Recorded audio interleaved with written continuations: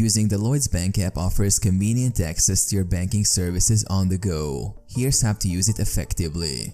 Download and install. Start by downloading the Lloyds Bank app from the App Store or Google Play Store. Install the app on your smartphone or tablet. Log in. Open the app and log in using your Lloyds Bank online banking credentials. This typically includes your username and password.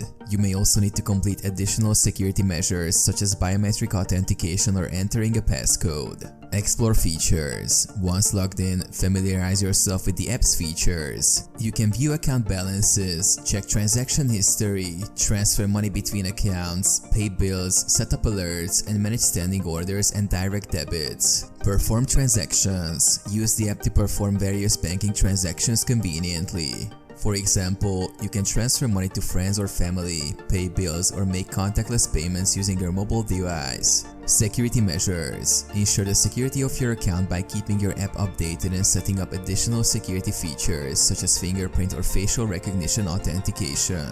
Contact support.